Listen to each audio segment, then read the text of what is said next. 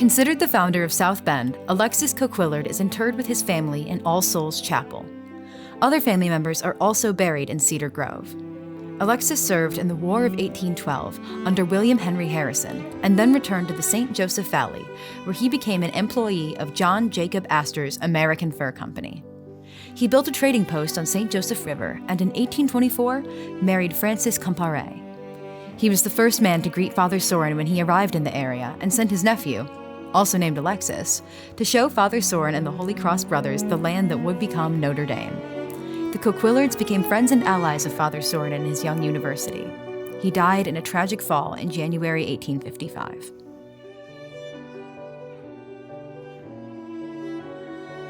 Just south of the walkway to All Souls Chapel is a large stone obelisk-shaped marker with a cross on top. This is the grave of Alfred M. Talley. A printer from Chicago, Alfred moved to South Bend in May 1865. Father Sorin requested he come to begin publishing Ave Maria, a magazine for Catholic families. The printery eventually became Ave Maria Press and continues to publish Catholic books today. Alfred's red brick house still stands on Juniper Road and is now a historic landmark. Southern by birth, his parents were slave owners, but he was a resolute abolitionist, and his family was rumored to have harbored runaway slaves in their home before the Civil War.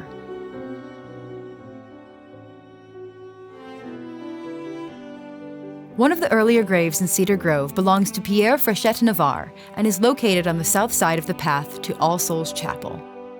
Marked with a plaque on a hewn rock, Pierre, nicknamed Peter, is credited as the first white settler in St. Joseph County. He opened a trading post as an agent of the American Fur Company in 1820, married a Potawatomi woman whose English name was Angelique, and they had 6 surviving children. The original family cabin has been preserved and moved a short distance from its original location to Lieber Park East in downtown South Bend.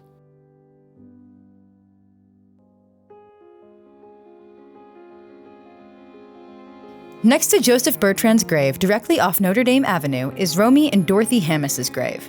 It's marked by a stone bench with a beautiful Madonna and Child plaque in the Della Robbia style in the center. Generous contributors to Notre Dame, you'll recognize their name on the bookstore dedicated in 1955, but they also supported Catholic causes around the world and received the honor of Knight of St. Gregory by Pope Pius XII for their service to the Church.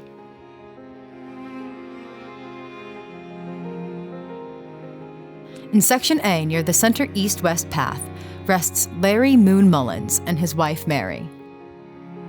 Moon came to Notre Dame from South Pasadena and played fullback for Newt Rockne from 1928 to 1930. His second 2 seasons, the team won consecutive national championships and finished with perfect untied and undefeated records. In 1931, Larry had lunch on campus with Rockne right before the coach left on his fateful trip. He was one of 6 team members to carry Newt Rockne's casket to his grave. Moon Mullins spent the rest of his life coaching college football.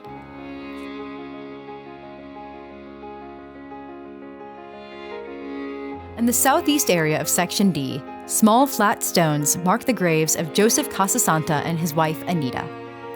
Visiting his grave, your mind may begin playing verses of beloved Notre Dame songs, because Joseph was director of Notre Dame bands for 19 years, beginning in 1923.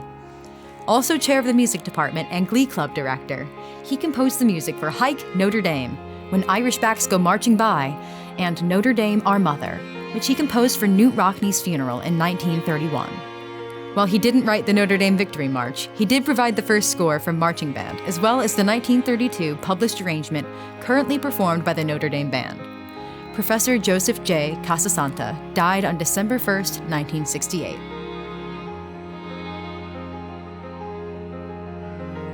Engraved on a cleanly designed granite memorial stone in Section D is a quote from the book God for Us. The grave belongs to the book's author, Catherine Mowry Lacugna, a popular and generous theology professor at Notre Dame who was taken from this earthly world by cancer at the age of 44. Her work focused on the practical implications of the doctrine of the Trinity for the life of the Church. She received 2 of the university's most prestigious awards, the Frank O'Malley Undergraduate Teaching Award and the Reverend Charles E. Sheedy, CSC, Award for Excellence in Teaching. Despite being extremely weak, she taught her last class of the semester on April 29, 1997, and then died 4 days later.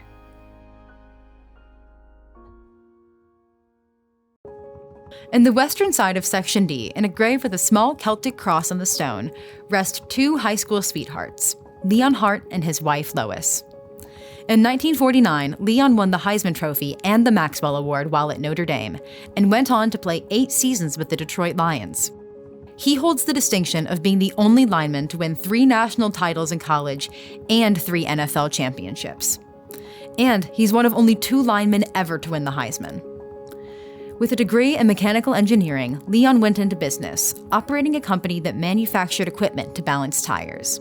He successfully campaigned to have NFL pension benefits retroactively applied to those who played before 1959.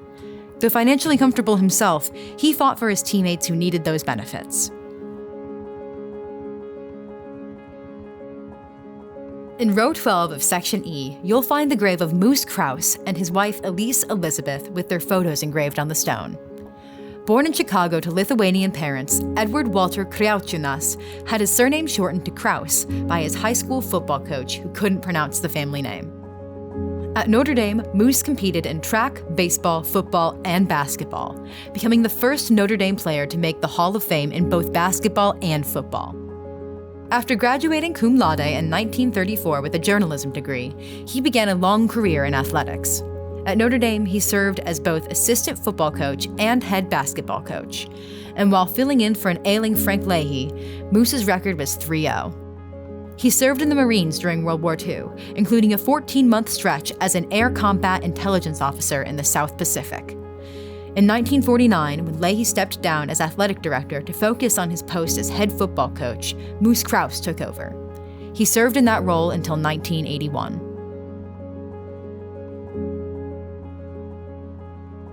At the south end of Section G, you'll find the grave of Notre Dame football star Joseph Boland, marked by a stone bench with a sundial perched on one end. A 1927 graduate who played for Knute Rockne, Joe came from Philadelphia and was a big man for that era, weighing 216 pounds. Few people know that his playing career ended on the field in October 1926 in a game against Minnesota. He collided with his teammate and boyhood friend, Joe Maxwell, and severely broke his leg. Boland went on to coach, eventually returning to Notre Dame to work under Elmer Layden, but later left to pursue a broadcasting career. He established the Irish Football Network, becoming the first voice of Notre Dame, as well as calling the Chicago Cardinals games of the NFL. His wife Margaret was laid to rest with him in 1966, 6 years after his death.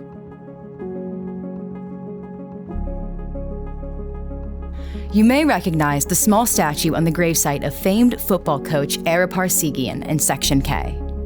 It's similar to the large-scale version that stands outside the southeast side of Notre Dame Stadium. A native of Akron, Ohio, he played halfback for the Cleveland Browns for 2 years until a hip injury sent him into coaching. He led the Fighting Irish from 1964 to 1974 with 2 national championships. But his toughest opponent was the rare disease Niemann-Pick type C that took the lives of his 3 grandchildren. With no cure available, Parseghian established a medical foundation to find one. He and his family worked tirelessly to raise millions of dollars in the hope of sparing more families that heartache, and the foundation continues its quest today.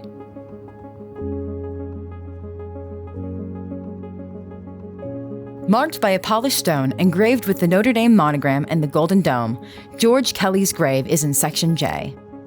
Buried with his wife Gloria, he was a dedicated fixture in the athletic department for 34 years, half of them as an assistant to coaches Ara Parseghian, Dan Devine, and Jerry Faust.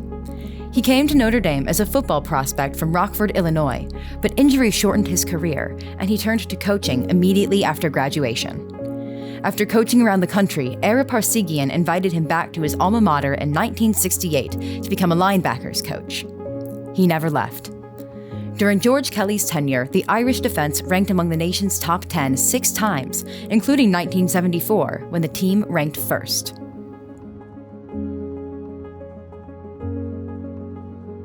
Southeast of the mausolea is the grave of Regis Philbin, the beloved television host who set the Guinness World Record for the most hours on U.S. television. While a student at Notre Dame, he played on the tennis team, and after his graduation in 1953, he often returned to campus for football games, concerts, pep rallies, and other celebrations. He donated funds to build the Philbin Studio Theater, an experimental black box theater located in the DeBartolo Performing Arts Center. He was also known for hosting local philanthropic events, such as the fundraisers for the Center for the Homeless and scholarship nights for the Moose Krause chapter of the College Football Hall of Fame. Just southeast of the mausoleum complex, you'll find the simple flat markers for Dominic Nappy Napolitano and his wife Mary. Nappy came to Notre Dame from New York and boxed as a featherweight in the program Knute Rockne began. He fell in love with the campus and practically never left again. In 1931, he organized the Bengal bouts so the students could box in a tournament to raise money for the Holy Cross missions in East Bengal, now Bangladesh. That first tournament raised $500, but boxers since have raised over $1 million for the missions. Nappy died a few weeks later after the finals night of the 1986 Bengal bouts.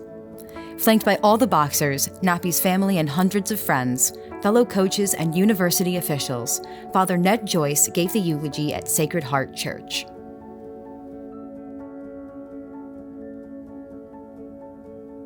Notre Dame football great Charles Sweeney Sr. and his wife Helen are buried in Section K in a grave marked by a statue of the Blessed Virgin Mary surrounded by a rosary. Chuck was a consensus first-team All-American and the leading vote-getter in the country for the 1938 College All-Star team. He joined the Green Bay Packers after college, but shortly after moved on to become an official for the NFL. He continued for 25 years and was one of 8 officials to work the historic first sudden death championship between the New York Giants and the Baltimore Colts in Yankee Stadium in 1958.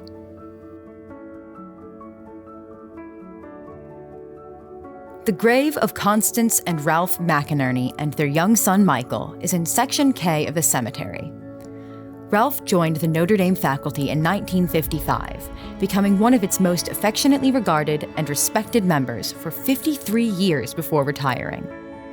An internationally renowned scholar who specialized in the work of St. Thomas Aquinas, he wrote some 24 scholarly books and hundreds of essays on medieval philosophy, ethics, and the philosophy of religion.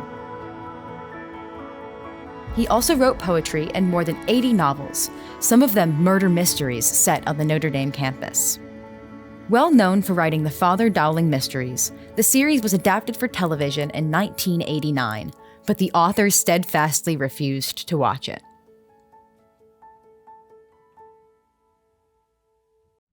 In the Mary, Queen of All Saints Mausoleum rests a Notre Dame figure legendary not for athletics, but for academics.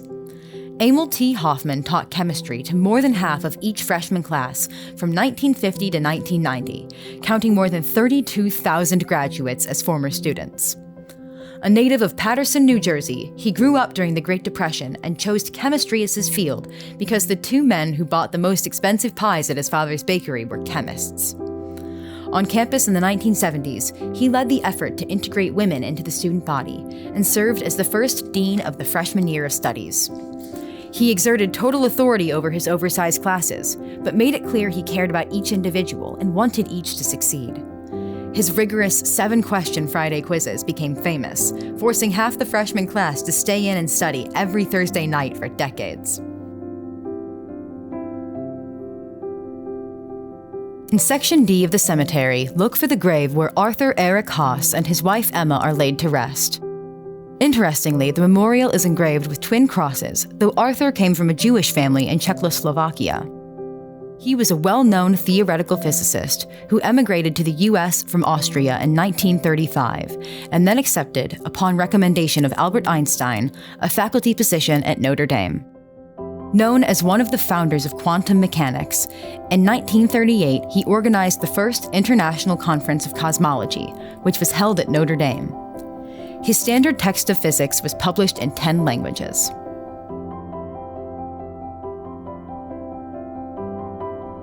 In Section B, near Holy Cross Drive, is the grave of Joseph Kernan III, former governor of Indiana. A native of Chicago, Joe graduated from Notre Dame in 1968 and joined the Navy. As a naval aviator, he was shot down in North Vietnam in 1972 and was a prisoner of war for nearly a year. He received the Distinguished Flying Cross, 2 Purple Hearts and the Navy Commendation Medal. He became the mayor of South Bend in 1988, serving 9 years, then lieutenant governor of Indiana, and eventually governor in 2003. Following his career in politics, he served as the president and managing investor of the South Bend Silverhawks baseball team and as an adjunct professor at the university.